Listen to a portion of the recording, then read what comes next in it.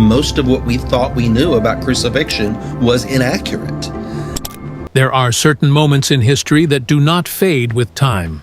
They linger, quietly, powerfully, calling each generation to look again and understand more deeply. Crucifixion is one of those moments. It is often spoken of, often depicted, yet rarely understood in its full reality. Many people recognize the image of a man on a cross. They have seen it in art, in films, or in places of worship. But the truth behind that image is far more intense than most imagine. It was not a symbolic act when it first happened. It was real, physical, and unimaginably painful.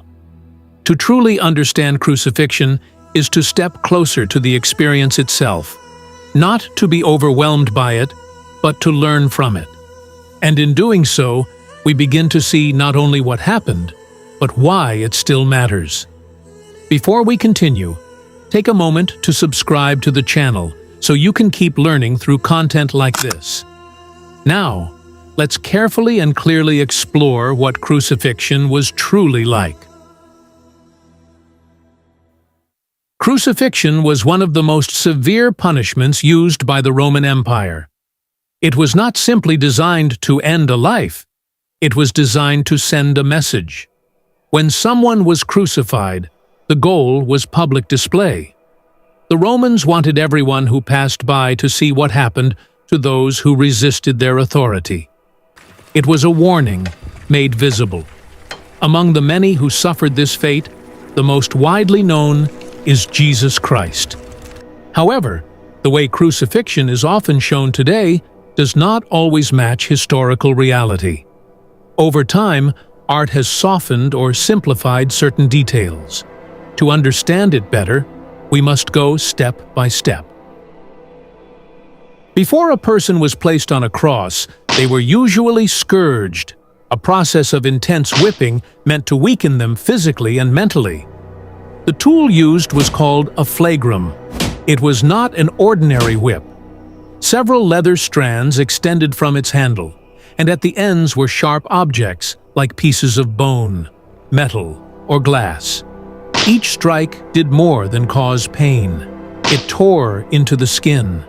As the whip was pulled back, it could rip flesh away from the body. With repeated strikes, the wounds became deeper, sometimes exposing muscle beneath. This stage alone could leave a person barely able to stand. Blood loss was significant. Shock began to set in. By the time the scourging ended, the victim was already in a fragile, weakened state. This helps us understand why the suffering that followed was so overwhelming. After the scourging, the condemned person was forced to carry part of their cross to the execution site. Contrary to many images, they did not carry the entire cross. Instead, they carried the horizontal beam, called the patibulum. Even this alone was extremely heavy, especially for someone already injured and exhausted. The walk was public. People lined the streets. Some watched in silence, some mocked, and others showed pity. But the purpose was humiliation as much as punishment. The vertical part of the cross was usually already fixed in place. In some cases, it may have even been a living tree or a reused wooden post. It is also worth considering that Jesus Christ may not have been crucified on what we traditionally picture as a constructed cross, but rather on a living tree or a simple upright post. Because wood was scarce and often reused, this possibility adds a profound layer of meaning to the event. In this light, the image of Jesus becomes closely connected to the idea of the tree of life, where what appears to be an instrument of death is transformed into a symbol of life, renewal, and hope.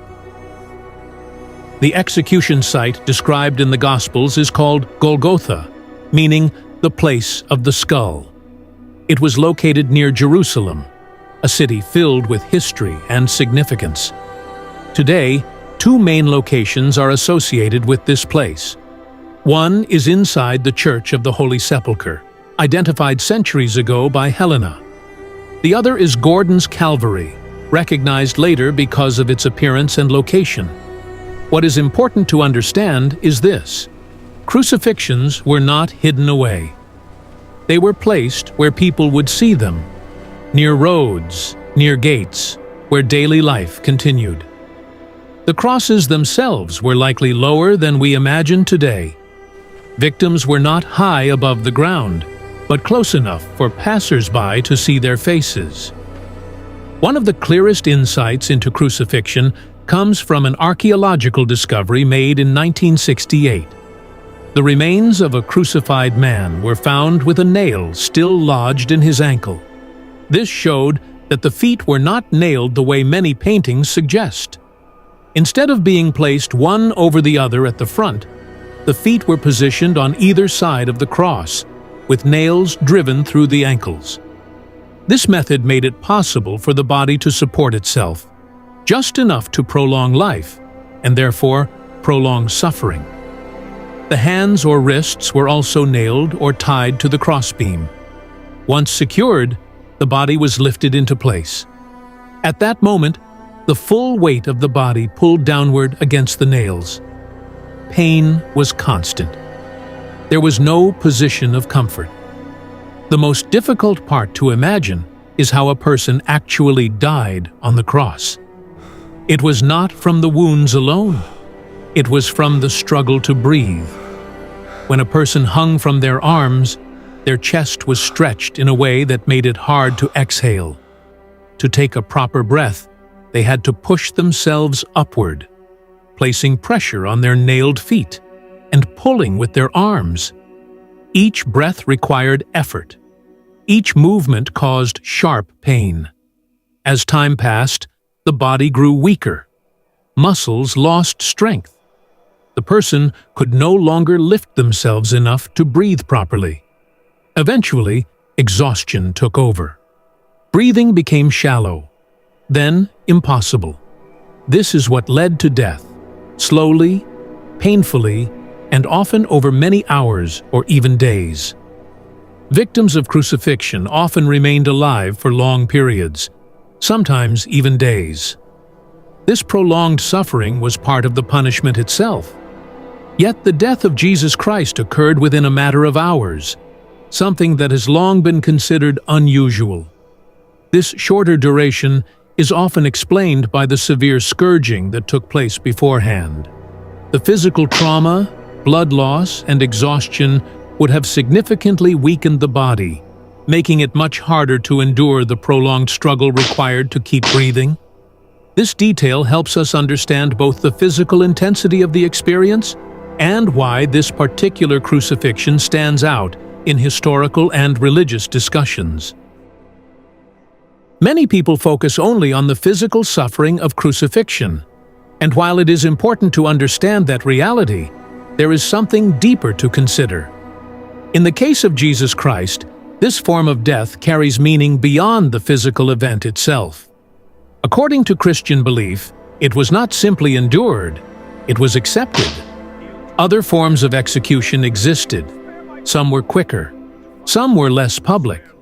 Yet crucifixion, the most painful and humiliating, was faced willingly. This transforms how many people understand the event. It becomes not only a story of suffering, but a story of purpose. One of the most powerful ideas connected to this moment is the belief that no human pain is unfamiliar or unseen. The experience of crucifixion represents extreme suffering, physical, emotional, and psychological. Because of this, it speaks to people who face their own struggles, reminding them that suffering has been deeply understood. The words of Isaiah express this connection in a powerful way. He was wounded for our transgressions, and with his stripes we are healed. These words connect visible pain with invisible healing, offering meaning beyond the moment itself. Crucifixion was one of the harshest realities of the ancient world.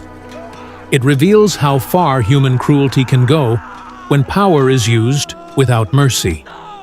At the same time, it also reveals something deeply human: the ability to find meaning, purpose, and even hope in the midst of suffering. To understand what crucifixion was like is not easy, but it is important, because when we understand it more clearly, we begin to see not only the physical reality, but also the deeper message it carries, a message that continues to speak across time, cultures, and generations, reaching into the human heart with a quiet but enduring call to reflect, to understand, and to recognize that even in the midst of suffering, there can be meaning, purpose, and hope.